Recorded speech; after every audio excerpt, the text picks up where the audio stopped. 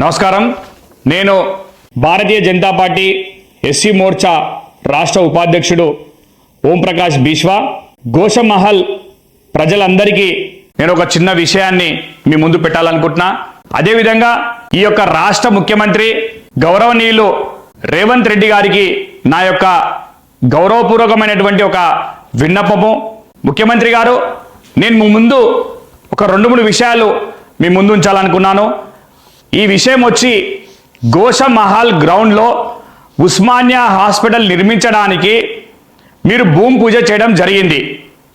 So నేను చెప్పినటువంటి ఈ యొక్క ఒక్కసారి ఈ విషయాన్ని మీరు విన్న తర్వాత ఒకవేళ మీది ఇది కరెక్ట్ అయినట్లయితే మీ యొక్క ఆలోచనని మీరు మార్చుకోవాలని చెప్పి నేను ఈ వీడియో ముఖంగా మీకు నమస్కరించి తెలియజేస్తున్నా.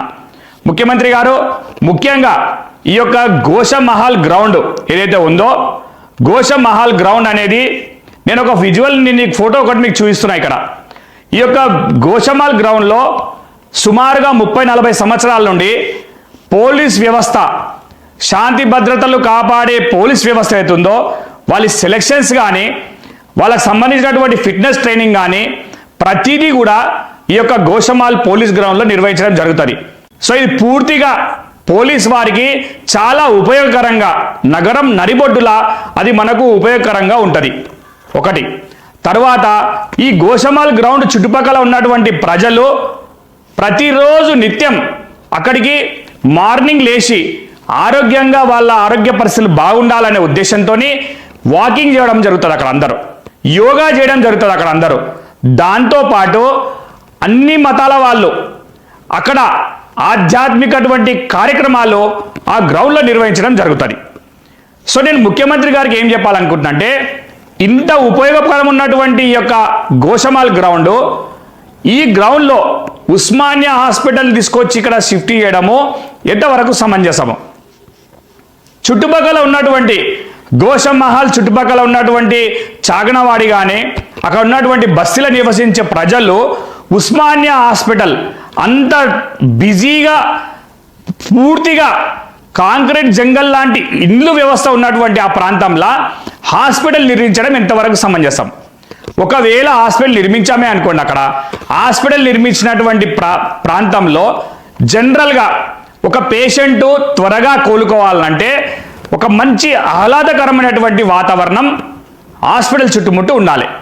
మీరు గోషమహల్లో నిర్మించాలని అనుకున్నటువంటి హాస్పిటల్ యొక్క దాన్ని నిర్మించేటటువంటి ప్లేసు అంటే గోషమహల్ గ్రౌండ్ 37 ఎకరాలు.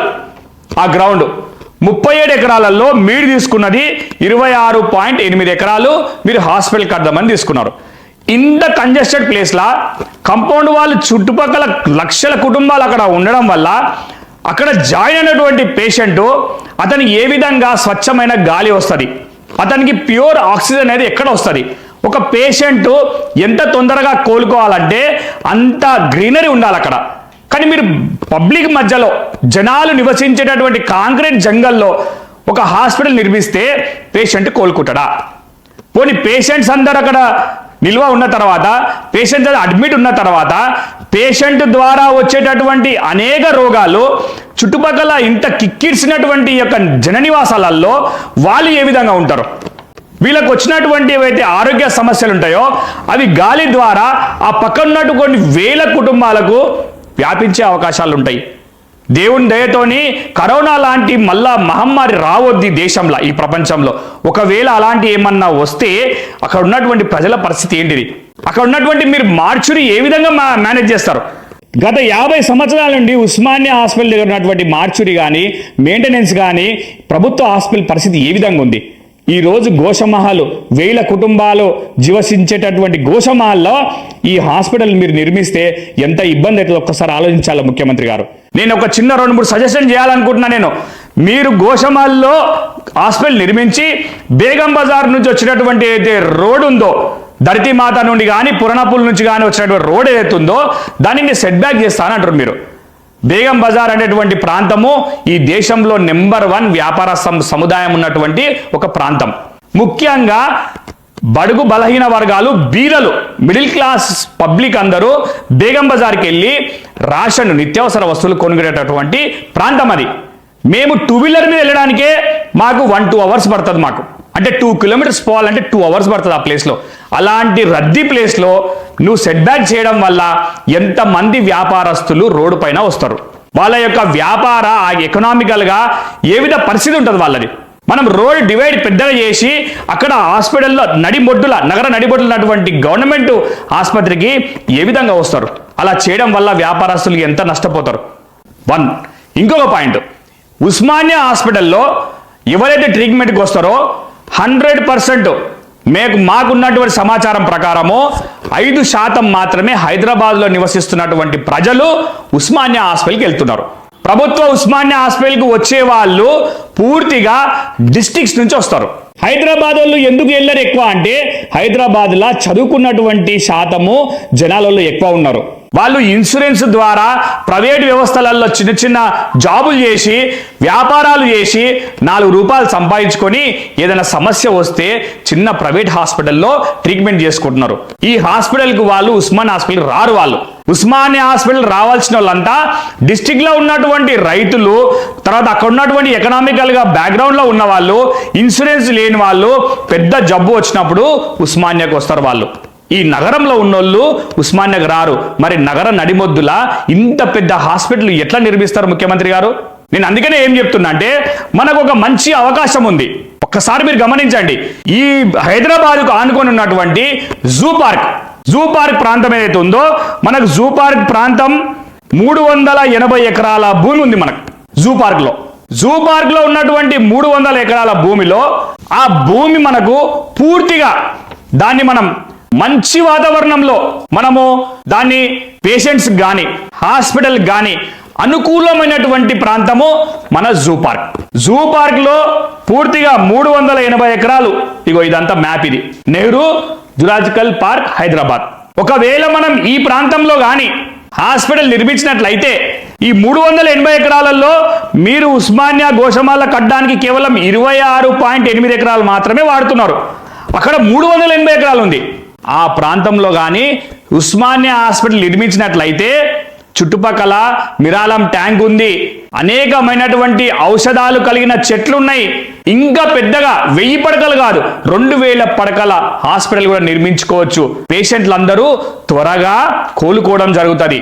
ఇలాంటి పరిస్థితిలో, ఇలాంటి ప్లేస్లో మీరు కానీ ఉస్మానియాను కట్టినట్లయితే ప్రజలకు చాలా సౌకర్యంగా ఉంటుంది. ఇంకొక విషయము, మనకు ఈ యొక్క జూ పార్క్ చుట్టుపక్కల రీసెంట్లీగా మీరు అరంఘాట్ చౌరస్తా దగ్గర ఒక పెద్ద ఫ్లైఓవర్ ఏర్పాటు చేశారు. మీరు ఈ ఫ్లైఓవర్ ద్వారా జిల్లాల నుంచి వచ్చేటటువంటి నల్గొండ కానీ, మహబూబ్నగర్ కానీ, రంగారెడ్డి కానీ, మెదక్ కానీ చుట్టుపక్కల ఉన్నటువంటి ఏ జిల్లాకేంచి పేషెంట్ అంబులెన్స్ పై వచ్చినట్లయితే ఈ రోడ్ల ద్వారా చాలా ఈజీగా జూ పార్క్ చేరుకోవడం జరుగుతుంది. అదే హైదరాబాద్ చుట్టుపక్కల ఉన్నటువంటి జిల్లా వాళ్ళు గోషమ్మల్కి రావడానికి ఎంత ఇబ్బంది అవుతుంది? బేగం బజార్ నుండి, పురాణపూల్ నుండి ఇవన్నీ దాటుకుంటూ, చిన్న రోడ్లు దాటుకుంటూ ఈ హాస్పిటల్కి వస్తే ఎంత ఇబ్బంది అవుతుంది? మీరు రోడ్ కటింగ్ చేయడం వల్ల ఎంత నష్టం జరుగుతుంది? ఎంతమంది ప్రజలు రోడ్డు పైన వస్తారు? అదే ఆల్రెడీ నిర్మితమైనటువంటి ఇంత బ్రహ్మాండమైన ఫ్లైఓవర్, కాటేదాన్ ఫ్లైఓవర్ ఇది. ఆ పక్కనే జూ పార్క్ ఉంది. జిల్లాల నుంచి వచ్చే ప్రతి ఒక్కరు ఆ పక్కనే ఔటర్ రింగ్ రోడ్ ఉంది మనకు, ఓఆర్ ఎక్కేసి సీదా మన ఈ రోడ్డు పట్టుకొని జూ పార్క్ వచ్చినట్లయితే ఎంత హ్యాపీగా అనుకున్న టైంలో పేషెంట్ ఎంత సీరియస్ ఉన్నా అంబులెన్స్ డైరెక్ట్ జూ పార్క్ వచ్చేస్తుంది. ప్రాణం కాపాడిన వాళ్ళు అవుతాం. అక్కడ అడ్మిట్ అయిన తర్వాత అక్కడ ఉన్నటువంటి వాతావరణం వల్ల అందరు త్వరగా కోలుకుంటారు. మరి జూ పార్క్ ఏం చేయాలి అనేటటువంటి ఆలోచన వచ్చినప్పుడు గత ప్రభుత్వాలు కూడా షాద్ నగర్ దగ్గర ఉన్నటువంటి కమ్మదానం అడవిలో 824 ఎకరాల ల్యాండ్, ఫారెస్ట్ ల్యాండ్ అనేది అక్కడ ఉంది. ఆల్రెడీ ప్రపోజల్స్ గతంలో ఉన్నాయి. ఈ 824 ఎకరాలలో ఇక్కడ ఉన్నటువంటి జూ పార్క్ లో ఉన్నటువంటి అనేకమైన జంతువులు ఉన్నాయి. నేను ఈ విషయం కూడా మీకు చెప్తున్నాను. నేను అనేకమైన జంతువులు ఒక టైంలో జూ పార్క్ కట్టినప్పుడు, ఇది 60 సంవత్సరాలు 50 సంవత్సరాల కట్టినప్పుడు హైదరాబాద్కు చాలా దూరంలో ఉండడం వల్ల అక్కడ యానిమల్స్ అనేది పెట్టడం జరిగింది. ఇప్పుడు అక్కడ ఉన్నటువంటి యానిమల్స్ ప్రజల మధ్యలో ఉండి సరిగా వాటికి పొల్యూషన్ ప్రాబ్లంతోని అనేకమైన జీవులు, పిట్టెలు, తాంబేళ్లు, ఎలిఫెంట్లు, టైగర్లు చనిపోవడం జరుగుతుంది. ఒకవేళ ఆహ్లాదకరమైనటువంటి వాతావరణంలో 820 ఎకరాలల్లా 24 ఎకరాల ల్యాండ్లో కమ్మదానం షాద్నగర్ దగ్గరలో, అది కూడా హైదరాబాద్కు మీరు regional ring road, outer ring road తర్వాత రీజనల్ రింగ్ రోడ్ వెళ్తున్నారు. రీజనల్ రింగ్ రోడ్ అవతల చాలా నియర్ బై జస్ట్ 50 కిలోమీటర్స్ దూరంలో ఈ యొక్క కమ్మదానం అడవి అనేది ఉంది. అక్కడికి జూ పార్క్ షిఫ్ట్ చేసినట్లయితే ప్రజలకు కూడా మంచిగా చూడడానికి అనుకూలమైన పరిస్థితి మనం షాద్నగర్లో ఉంటుంది. ఈ హాస్పిటల్ ఉస్మానియా అనేది జూ పార్క్లో కట్టడం వల్ల ఈ యొక్క ప్రజలకు కూడా పేషెంట్లకు కూడా మేలు జరిగినట్లయితుంది. ఈ యొక్క నడి మధ్యల ఈ యొక్క ప్రజలు వేల లక్షల సంఖ్యలో నివసించే నడి మధ్యల ఈ హాస్పిటల్ పెట్టి వాళ్ళందరికీ చాలా భయంకరమైనటువంటి పరిస్థితులు తేవద్దని చెప్పేసి ఈ సందర్భంగా మిమ్మల్ని నేను కోరుకుంటున్నా. దయచేసి మంచి వ్యవస్థ ఉన్నటువంటి జూ పార్క్ మీరు మార్చండి. ఈ యొక్క గోషమాల్లో హాస్పిటల్ నిర్మాణం అనేది మానుకోవాలని చెప్పేసి నేను ఈ సందర్భంగా ప్రత్యేకంగా ముఖ్యమంత్రి గారికి నేను మరీ నేను కోరుకుంటున్నా. మీరు చూడండి ఒకసారి ఆరంఘర్ చౌరస్తాలో ఉన్నటువంటి ఈ యొక్క బెంగళూరు హైవే, హైదరాబాద్ మహానగర సంస్థ అంటే బెంగళూరు నుంచి కూడా కనెక్టింగ్ అనేది మహబూబ్ నగర్ నుంచి డైరెక్ట్ ఉంటుంది మనకు. ఇంత మంచి అవకాశాన్ని దయచేసి మీరు ఆలోచించండి.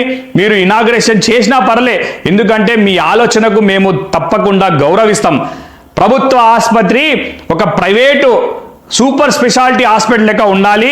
హాస్పిటల్ లోపలికి వస్తే పేషెంట్ యొక్క ఆలోచన అతను హాస్పిటల్ చూసి సగం రోగం వెళ్ళిపోవాలని మీరు ఏదైతే అన్నారో, ఆహ్లాదకరమైనటువంటి గ్రీనరీ చేసి హాస్పిటల్ చేస్తానని మీరు అన్నారో దాన్ని మేము ప్రజలందరూ స్వాగతిస్తున్నాం, హ్యాట్సప్ చేస్తున్నాం మీకు.